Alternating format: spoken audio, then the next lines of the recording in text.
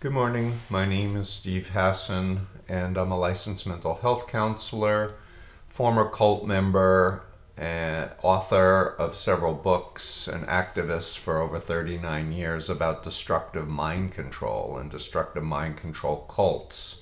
And I wanted to just take a moment to comment on the tragedy involving Usaama Rahim, a Brookline High alum, and just comment that in this this is a shameless plug, in this recently re-released book, which came out initially in 1988 in hardback and in paperback in 1990, I outline specifically an influence continuum that people can understand the difference between ethical influence and unethical influence.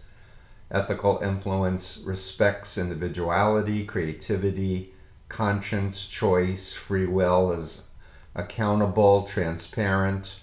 Destructive mind control is using deception, manipulation of information, guilt, fear, programming, changes people's identities, which is what ISIS is all about. And I have a model called the BITE model of mind control that's in both of my books. This is my book, Freedom of Mind. And the BITE model, basically, the B stands for behavior control, where you regulate the person's physical reality and manipulate their time.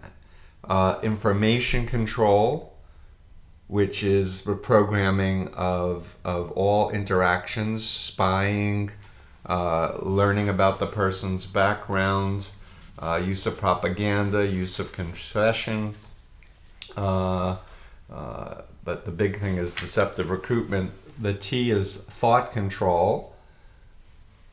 Ideology is black and white, us versus them, good versus evil. Loaded language, only good thoughts are allowed, so thought stopping is used. Memories are manipulated, hypnotic techniques are used. And then emotional control, the control of making people feel elitist and special, but then also using fear and guilt manipulation. And I have a network of friends around the world who are concerned about these issues, have been going to the media, telling their stories, trying to educate global leaders about destructive mind control. They just had a block around this, even though they use terms like ISIS is a cult, and yes, people are being brainwashed. But there are people like myself who've spent decades studying this, helping people get out of destructive cults. And I have a website, freedomofmind.com, with over 100 free videos.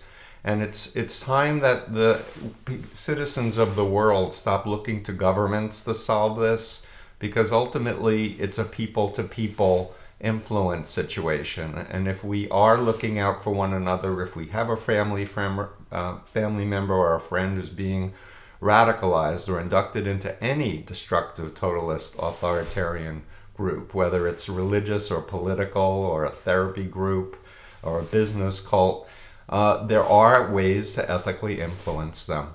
So please check out freedomofmind.com, and thanks very much.